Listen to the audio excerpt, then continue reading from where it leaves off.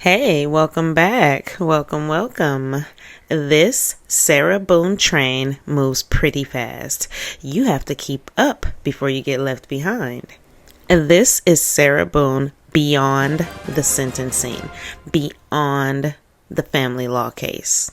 Our last episode, I did a very detailed update to get you up to date where we are right now, currentistically, where Sarah Boone is being exposed left and right by her former documentarians, whom I'm sure you by now know have a YouTube channel. Have you heard the calls? Have you heard the email exchange between Sarah and the documentarians? A lot of you in the comments section were actually happy that someone finally told Sarah how it is. In my mind, that's what Judge Cranick should have told Sarah. Well, would have told Sarah if he didn't gray rock her. Miss Boone, you are sentenced to life, and there are court costs. Shout out to every straight A student and scoundrel down in the chat. You guys, we have made it to 6,500 straight A students.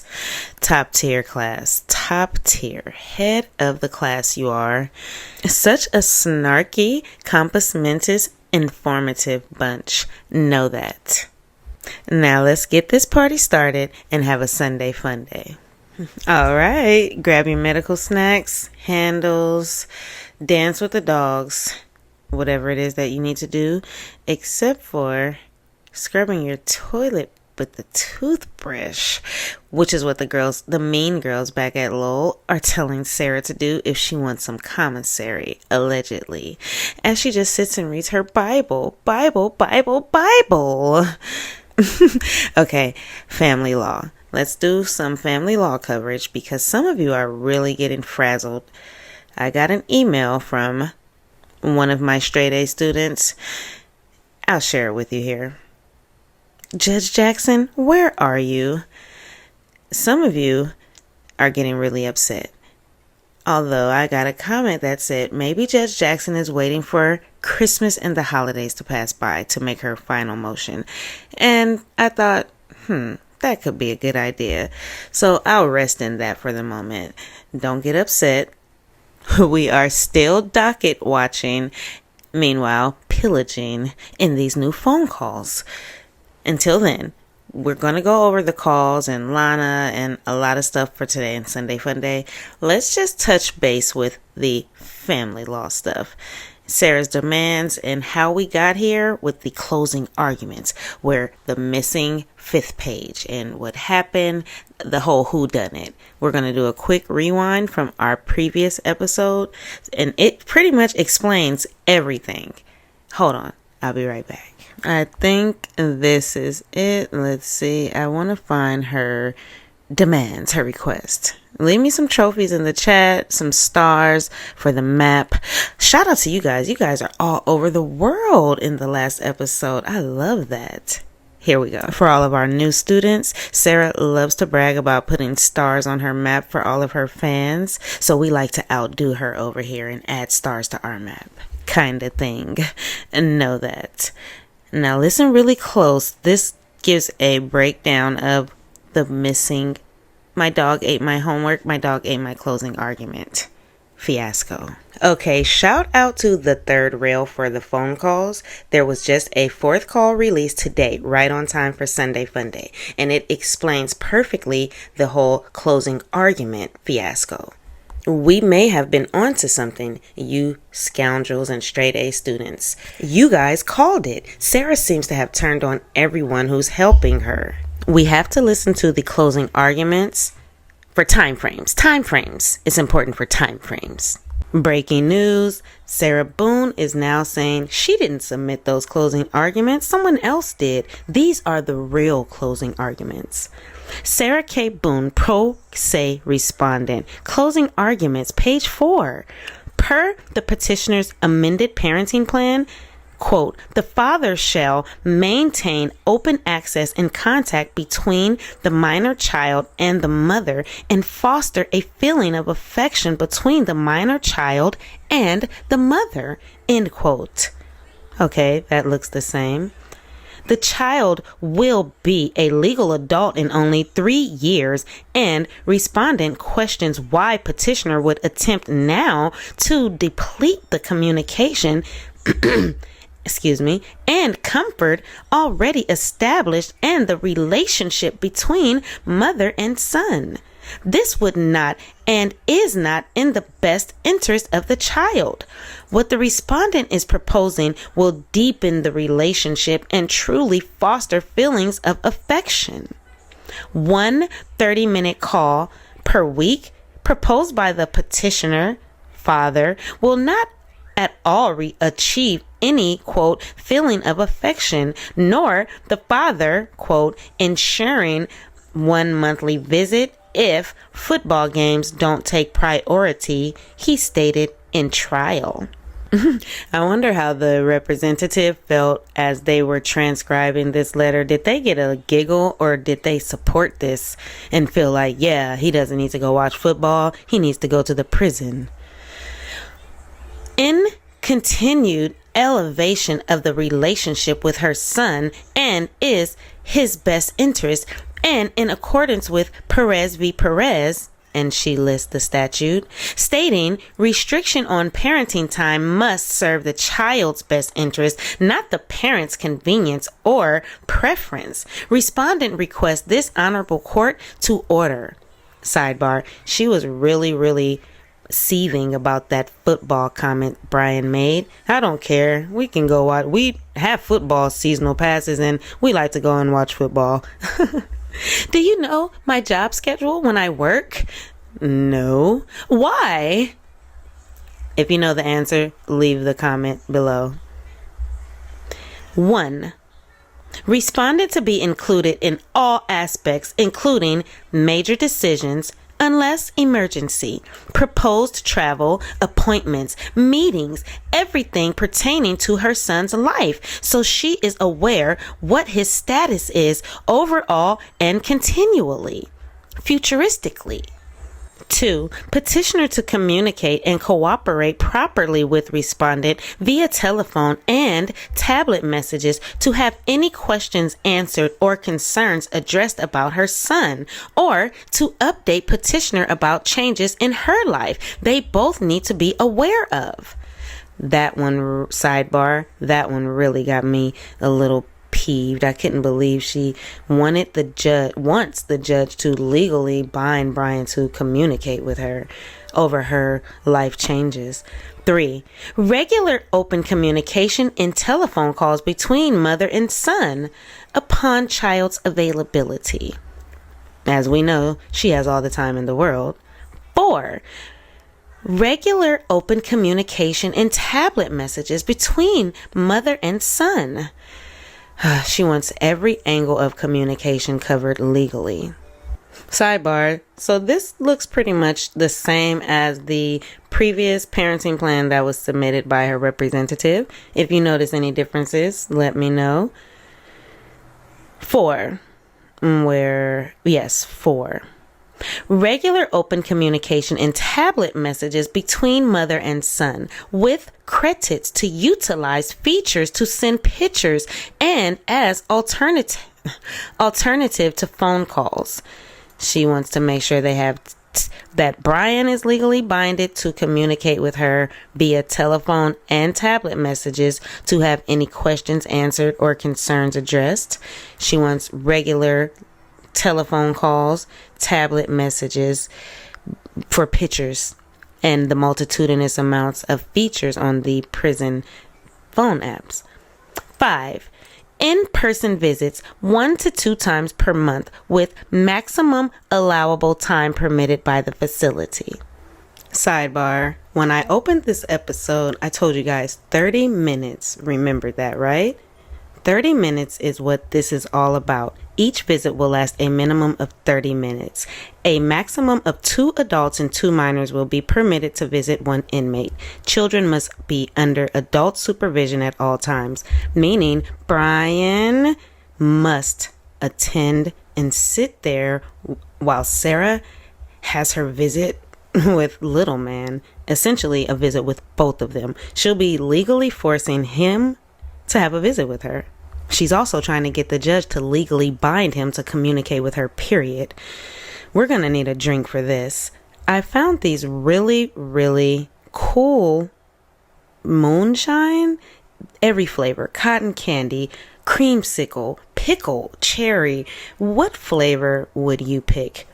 I know we usually go to the medicinal bakery, but we're gonna need something a little stronger for this. I haven't listened to the call completely. We're gonna do that together. You guys let me know. Is Sarah being pushy with the closing arguments? What are you guys getting out of this? She wants him to correct it? Let's take a good listen. Meanwhile, futuristically, we found out while she's trying to do this, the girls are jumping on her bed from the top bunk to the bottom. She can't write. She has to start over and keep writing over and over. And she's trying to read her Bible. They're disturbing her. She's having such a hellacious time as she's trying to prepare for this. So she's a little snotty on the phone call. Listen close. I think she's throwing the Australian representative under the bus. Let's listen to this clip very closely. And I'm not mad about it. I mean, that's between you guys. I'm just saying, like. Do you understand what the whole point of her doing that was? No. Or you don't, and you're just talking? I guess. She wanted me to see my document as a whole. Just talking. Go ahead. She wanted to see my document as a whole. She wanted me to see my document as a whole, as opposed to all of these different sections in individual tablet messages. So she said that she thought it would be a good idea for my mental clarity and sanity to type it up as a whole, so I could see what my work likes as in a whole progress. That's not true why she did that. She did it because she thought that you were going to use it and print it out. And that's why she wrote to me and said, Sarah had... Right, and that's where the miscommunication came in after she and I have already discussed it on the phone and in the messages. Okay, so you think that she spent her entire weekend writing like 6-page documents? What is the point of this? You're bringing it up. Oh, man. I don't know. I'm just trying to get us over the finish line here.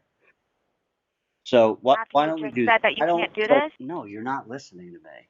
I don't get it. I don't want... I got up, was excited to talk to you about stuff, and make sure you were okay and how everything was going yesterday, and then this? I don't get it.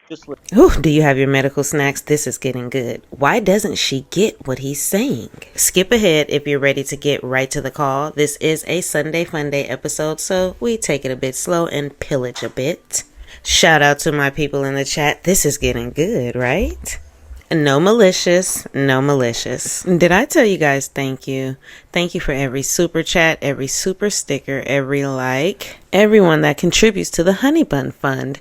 Even watching the ads, liking the videos, hyping the videos. Oh my God, I sound like a real YouTuber. No, but really, it motivates you so much. And I just wanted to feed the beast and tell you guys, I had to let you know how much I appreciate you. All right. Wipe the blood off of your keyboard and let's head over to Tillwood and check on Drunky the bear. She's up to no good as usual. Oh, how did you feel hearing Sarah describe the mean girls chest bumping and high-fiving each other every time they were mean to her? She's just trying to make toilet hooch and rub a little soap under her armpits. New character unlocked. Stinky Boone. Why is this happening? Because George is dead.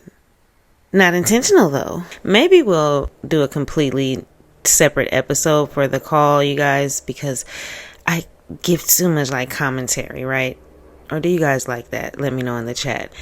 This next footage is going to lead us into the nasty email exchange. It just shows how manipulative Sarah is and how you can never really believe anything she says. Let's rewind, and I'll be right back. He was arrested before. Was that on you also, like a month ago? Yeah. It was last week. Here. Look.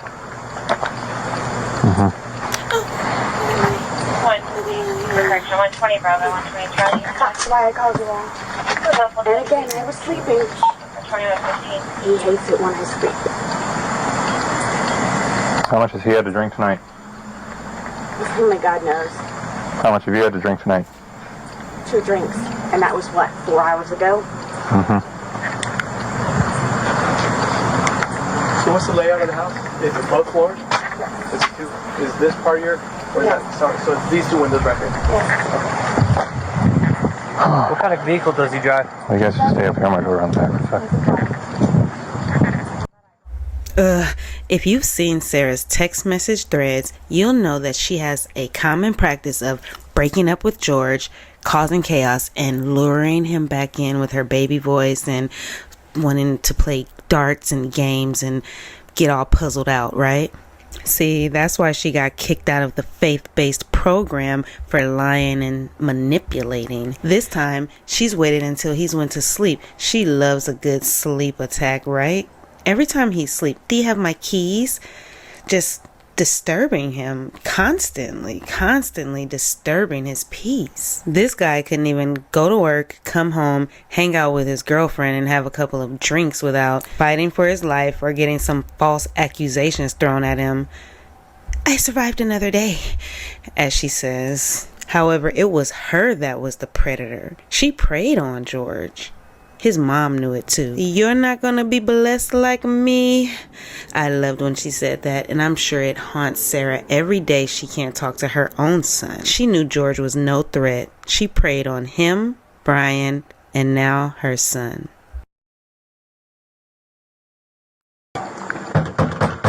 Now open the door. Sheriff's office. You in there? Come on out. A little louder. A little louder. Get in there. Sheriff's office. Oh, go ahead. You in there? Come on out. All right, Patty. You're okay.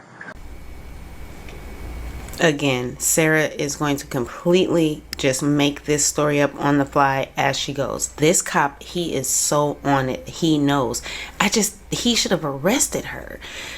It would have been chef's kiss if he would have arrested her at the end of this. Chest on flag like the other officer. She was lying. She let George come over, although she had a stay away order. So it was on her to call the police and say, hey, he's here, come and get him. No, she hung out with him for a couple of days, still upset that he got her arrested a few weeks earlier. She wanted revenge. How could he kick a door down, the same door down 4 times? I need you to give me your side of things in person right here. I know we kind of talked on the phone, but I need you to tell me what happened tonight. So what happened? Okay, well, pardon my language, because it's not me. Everything but a white woman. Can I curse? Okay. And I'm not a mother to my son. Okay. All the while, nonetheless, I was sleeping before that. Okay. So you're woken up to him calling you. So you're saying? I thought that I'm like, feed the beast, go outside and smoke a cigarette with him. Okay. Try to calm things down. Well, the whole time I was there saying nothing. Nothing. I was called names. Okay. So you guys were smoking a cigarette, and he was calling you names, being verbally aggressive with you. Verbally abusive. Before that, where I'm like, I don't want to get hit anymore. So I'm just going to go downstairs and smoke a cigarette with him to try to calm him down. Okay. So you're saying, okay, I'm trying to get a timeline of things. So start from the beginning and give me the timeline. I was asleep. I don't, not literal time, but in a reference of incidents, how they occurred tonight. I was asleep, Okay. and again, he comes in and wakes me up. He wakes you up. Okay. He's out of sorts, Okay. so I'm trying to figure things out. Okay. Where it's like, don't make it worse. Just go downstairs with him. Because he gets mad at me because I go to sleep. Okay. I go downstairs, smoke a cigarette. The whole time I'm being belittled. Okay. Pardon me for saying talk shit about. Mm-hmm. And then? I walked off barefoot. Okay, so when did he hit you? You said he hit you. That was in the bedroom. When? I just asked for a timeline. He woke me up. Okay. He woke you up. By hitting you? Is that what you're telling me? Or what happened? I need you to tell me. He kicked the door open. He's kicked the You're door. adding a lot of details that I need you to be very concise with. Yes, sir. When I'm telling you, I need a timeline of the events. Yes. How am I going to corroborate your story? He kicked the door open. 4 times. Uh-huh. 4th time, I gave in. Okay? Mm-hmm. That's when I got punched in my ear. On the 4th time. Where I was like, don't do it anymore. Just go downstairs. Go smoke a cigarette. Okay. And that's what I did. Okay. And then I walked off barefoot. Okay. And on the phone, you told me that you attacked him as well. I didn't attack him. You said you exchanged, you had a physical altercation on the phone. That's what you told me. I pulled him off of me. He said he has marks because I was fighting for my life. I was being honest with you. Okay. The last time she set George up, she told the police she had the exact same injuries. Do you guys remember? Sarah is a psycho. Watch listen how her voice changes right here. Well, he kicks the door open. 4 times. He kicks the door open 4 times. And then what? And then what happens? He's always talking about his kids. Pardon me for saying. Everything but a white woman. And not a mother. Okay. I'm just trying to sleep.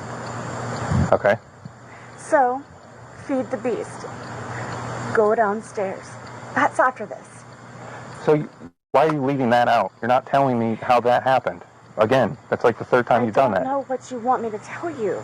He got on top of me and punched me in my ear. That's what I want you to tell me. Yes. And I've asked you like 4 or 5 times. Okay, well, I didn't know you needed that specific.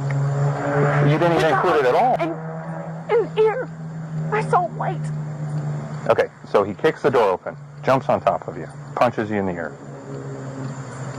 Am I right? Or am I wrong? No, you're right. Okay. You're just sleeping in bed. As I was last time. He doesn't like it when I sleep. I just try to avoid it, so I go to sleep. Do you see what I'm saying? I just would rather sleep.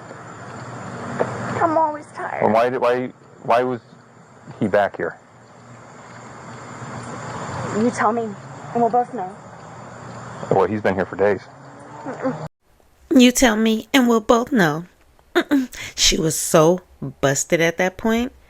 The officer asked a great question. You tell me, what was he doing here? She had lured him over under the guise of playing darts and doing puzzles, getting puzzled out, having a good time, enjoying each other's company, kind of thing, like we're doing today. Happy Sundayfunday.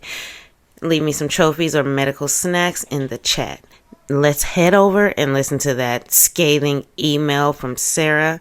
Shout out to Pinky, Edie Beatty, all of my people at work, in the hospital, hanging out, just listening. Love you.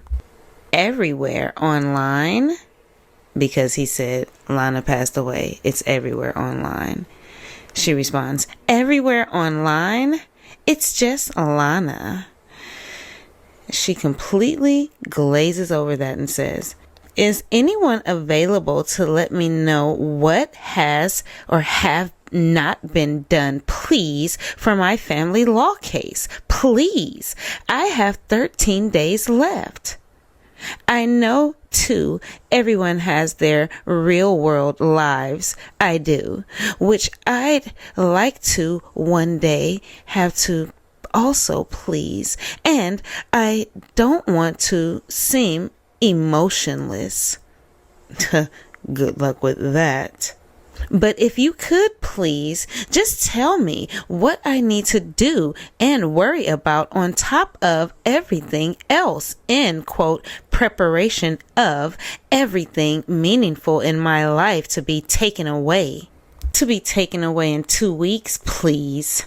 I'm just sitting here with a perpetual question mark, guessing what my demise for the day, week, month, year, and counting.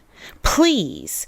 Then I'll leave everyone alone and figure out what I can. I'll leave everyone alone and figure out what I can. Please. Is a call at all possible sometime today? 30 minutes? Please. Sorry for the over it attitude.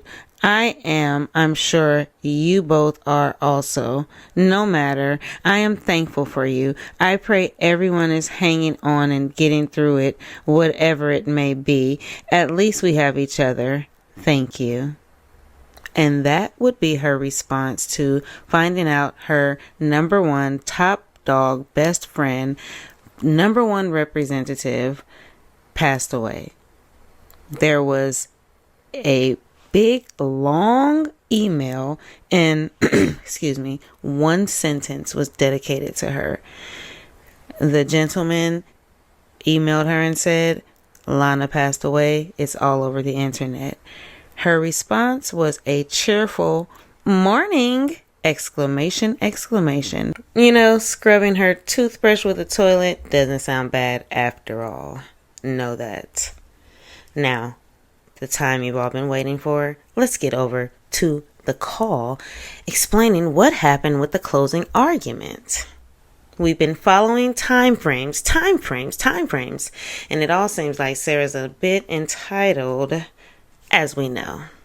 She doesn't care if you lose your job, your car, your life, as long as you do whatever she wants you to do for her. So it appears. You tell me what you think about old inmate Boone.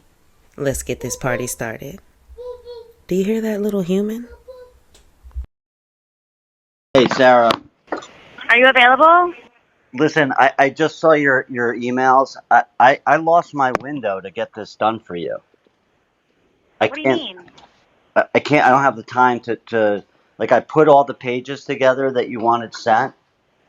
You know, then I started getting all these emails and the stop and change this and do this. I don't have the time. I'm literally not even in front of a computer. I have no ability to get this done. So we need to figure out. There's no changes. There's a ton of changes. You sent me like 5 emails. There's no changes. I'm typing it as is. It's just straight copying and pasting. No, I don't have time, Sarah, to go in and like take the sections and put them in. I'm not even near a computer anymore. I have no ability to do it. Zero. So I don't understand. I told you that I had time to do this yesterday and this morning, and I don't. I'm done. I can't do it. Yesterday I thought it was because you were out of commission for whatever you were working on. Yeah, That's why you wanted to call you today at noon. That's exactly right. I don't have the time to do it. Because you were working on something. That's why I thought yesterday was, and then that's why I've been sending it to you in the parts that I've been trying to explain to you. It's uniform order, 11 pages. Hang on a second. Okay. I'm putting up my computer. Like, it's just... I got supplemental proceeding, page 2, page 3, do not send, alimony. Now there's like a page 6. I mean, for me to sit down and do this right and get this figured out for you correctly is going to take time. It's not. You're overthinking this. I am When not. you had sent me your message yesterday, yes, you are, please. Yesterday, when you sent me my message saying that you received page 2 and 3 and that you're going to put it together and send it, you can't. That's what I was sending those to, is don't send it, because that's just one section out of like 5. I just didn't want you to send one section, and then there's others that needed to be sent after I had sent it to you, letting you know that on the phone and in a message previously. But like, that's why I'm just sending it to you straight, copy and paste. This is so fucking 4C alimony. Okay, so I just got this one. So this has to be in there too? Like, I'm not, like, I don't know if you had a bad day or what's going on. Like, this is why, like, I don't, it's straight copying and pasting. Like, everything is in order as it is. I understand that, Sarah, but I don't have even the time to do that. Like, even the copying and the pasting, and then I literally don't have the time. But I'll tell you. So I don't understand then why you kept telling me to send it to you and that we were going to get it out this weekend. So I didn't say we were going to get it out this weekend. You did. You said Sunday, hopeful, and then if anything, Monday. So here's what I'm going to do. I'm going to tonight. I'm going to comb through all of this stuff and put everything together. Okay. Not even refocus. My question was, when do you think you'll have everything done at the proposed time of this weekend? Just in case, I think you should start. This is important, right? So I think that Sarah is the true definition of giving an inch, taking a Muldoon mile. Like James, he came from Milton. He wanted to help her get a plea deal. She said, reject. Do you guys remember the look James gave her when she said reject? And he said, Your Honor, can we just explain? So she'll have about 8 years, right? If she takes this. He even explained it and gave her the side eye. She looked straight ahead and said, reject. Okay, so now it seems like this guy is telling her, like, hey, I'm telling you I can do this, but I'm busy. I have things to do. He's telling her his limits, and she's like, what? Boundaries? That to try to avoid and alleviate things for you to ask for me to ask you to do. You're not there. You're not in the relationship between me and her. You don't understand. Okay, Sarah is now talking about the Australian Connect, and it's getting heated, right? Grab your medical snacks. We have followed the closing arguments on a world tour. Now we have a behind-the-scenes backstage pass to the show. Yeah, but I know what I needed to do, and everything's fine. And she's on a regular basis. She does go like this because she's 16 hours away and has a broken phone and a dying cat. I know the facts, Sarah, and I know that you asked her to do all this work, and then she did it all, and then a way to help you. And you shouldn't say, like, ask me if I care. I don't think that's right. I mean, like, you could say the same thing to her about me tomorrow. Her email confirming our friendship and thanking her for everything. Back to you. And I wasn't giving you a hard time about I'm just trying to give you some insight and tell you, like, yeah, she might say she's not pissed, but she was pissed. I mean, she was upset. Ask me if I care. Flip the next page. Why don't you care? Why wouldn't you care about that? That's like when she asked Brian, why don't you care? I don't care. I don't have time to care about that right now, and what exactly do you propose I do about it right this moment? Yesterday or the day before? After then writing her an email confirming our friendship and thanking her for everything that she does. Yeah, but, like, apologize to her and tell her, like... I don't need for you to tell me what I've already done. Please. It doesn't sound like you apologized to her, but whatever. It's not my thing. Absolutely, just like it did Lana's, and everything else. And then it always comes back to bite us in the ass and say, I told you so. Okay. That's what it is. I think that, like, honestly, Sarah, I think that, like, people are going way out of their way to help you, and you shouldn't say, like, ask me if I care. I don't think that's right. I mean, like, you could say the same thing to her about me tomorrow. That's your paranoia. That's your paranoia. That's not. I've done everything that I possibly can, and the thing is, though, at the same time, you don't have conversations with her on a daily basis. You don't work with her extracurricularly on these things that to try to avoid and alleviate things for you to ask for me to ask you to do.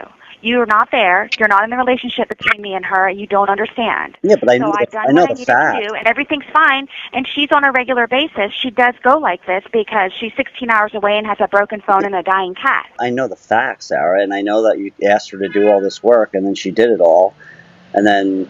I didn't ask her. Remember that. We've already had this conversation. Yeah, we did, and you did ask her. Or you said she volunteered, but whatever. I mean, you talked to her about it, you had her doing it, and then you know, and that's, I'm not mad about it. I mean, that's between you guys. I'm just saying, like... Do you understand what the whole point of her doing that was? No. Or you don't, and you're just talking? I guess, she wanted me to see my document as a whole. Just talking. Go ahead. She wanted to see my document as a whole. She wanted me to see my document as a whole, as opposed to all of these different sections in individual tablet messages. So she said that she thought it would be a good idea for my mental clarity and sanity to type it up as a whole, so I could see what my work likes as in a whole progress. That's not true why she did that. She did it because she thought that you were going to use it and print it out, and that's why she wrote to me and said, Sarah had... Right, and that's where the miscommunication came in after she and I have already discussed it on the phone and in the messages. Okay, so you think that she spent her entire weekend writing, like, 6-page documents? What is the point of this?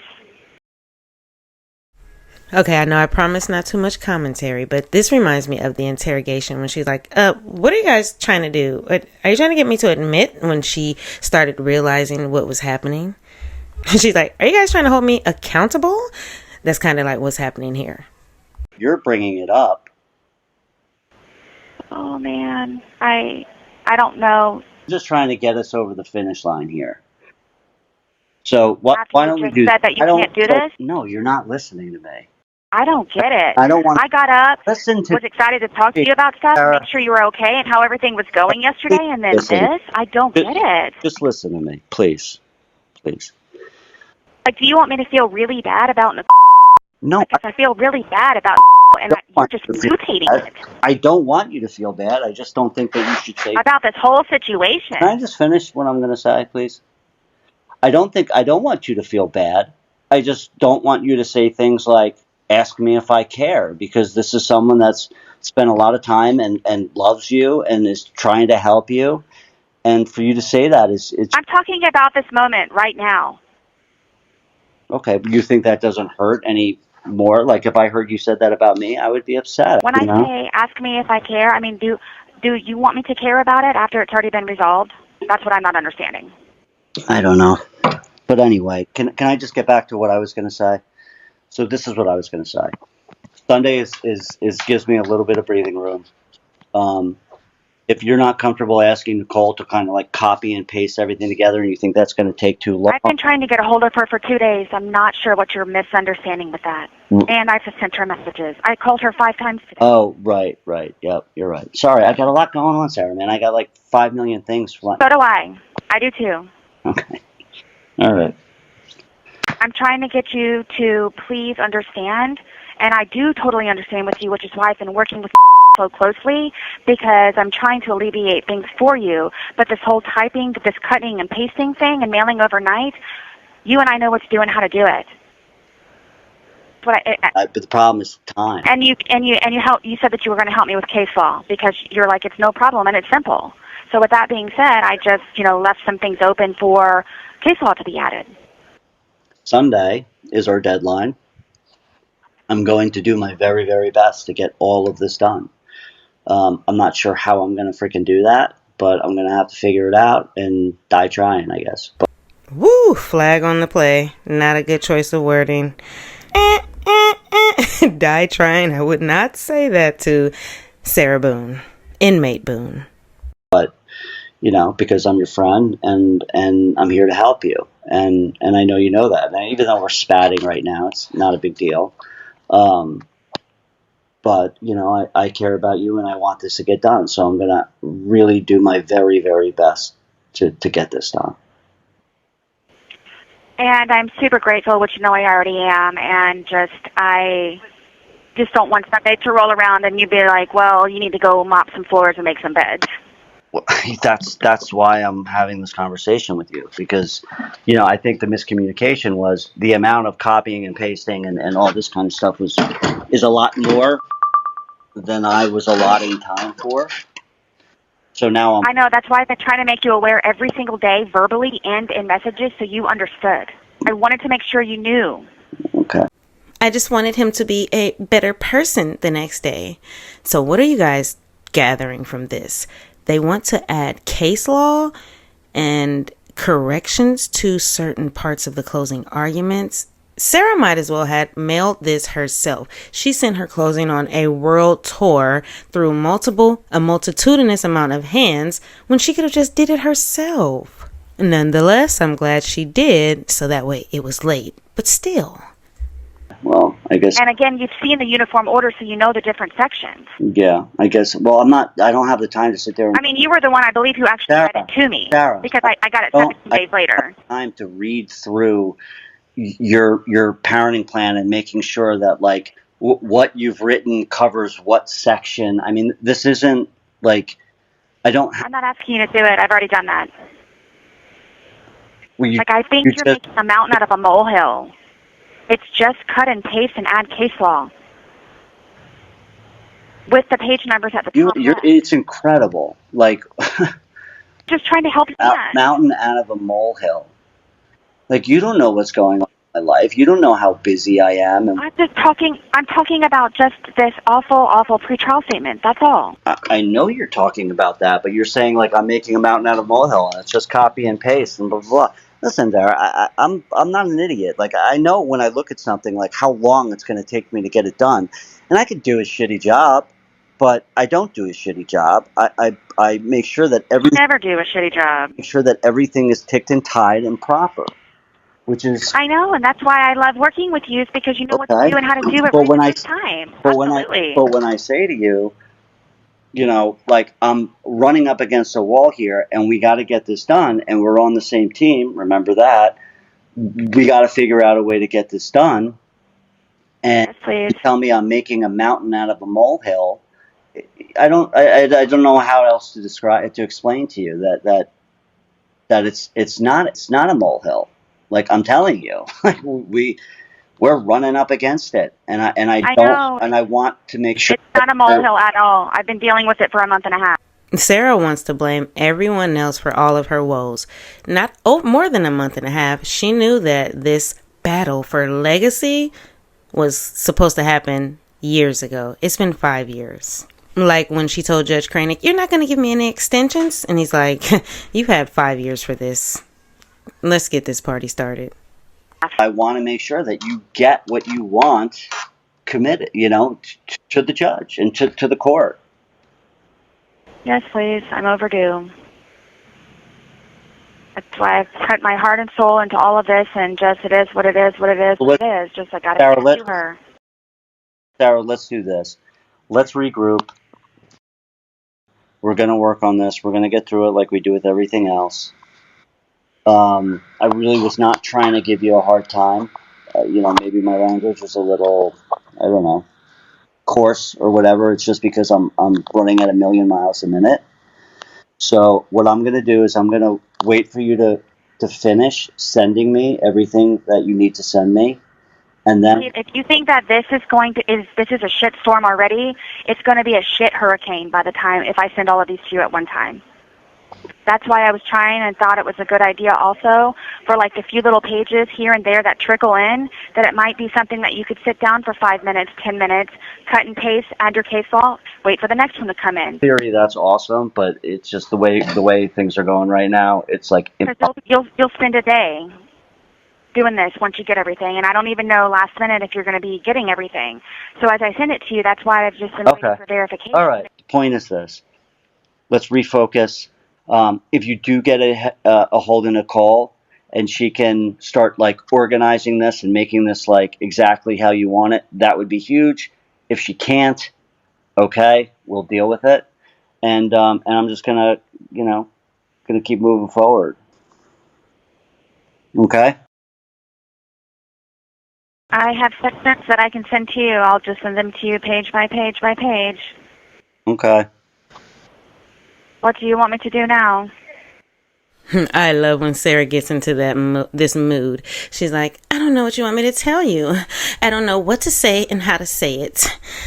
What do you want me to do now?" What do you mean, what do I want you to do now? I want you to send me the stuff. Just keep sending it the way you've been sending it. I'll continue to send pages, but I just want to make sure, that pages... Why are you scared? Don't be scared. Come on. I'm not scared. I said I'm scarred. Sorry, scarred. Don't be scarred.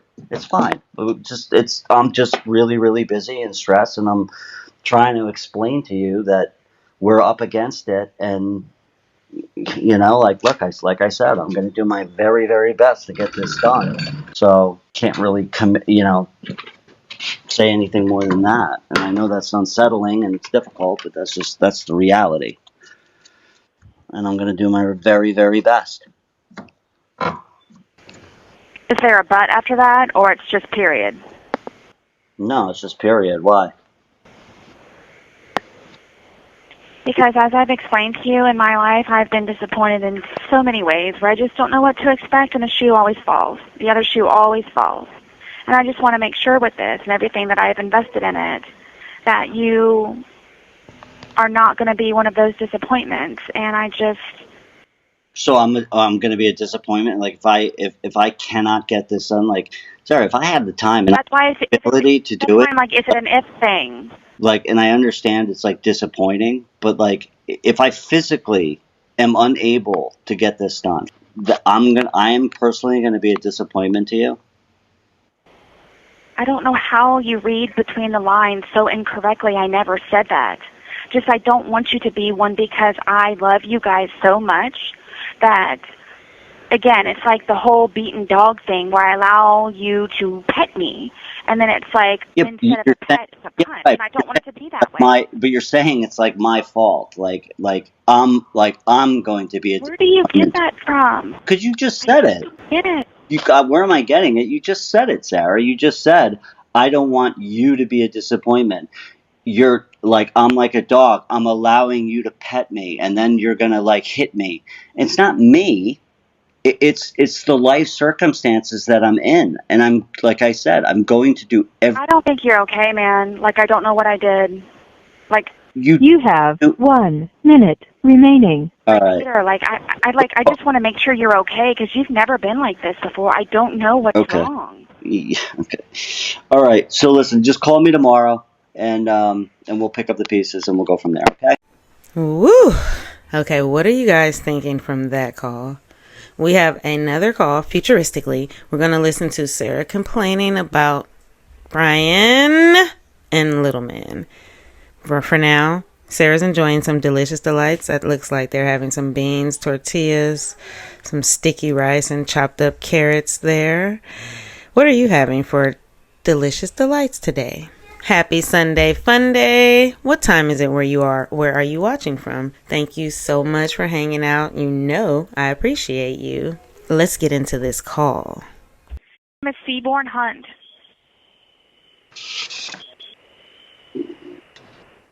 Just sometime when you have 5 minutes, just look him on the internet to see if he's got semi-decent reviews. Please. His name is Seaborn. First name is Seaborn. His last name is Hunt. Hunt.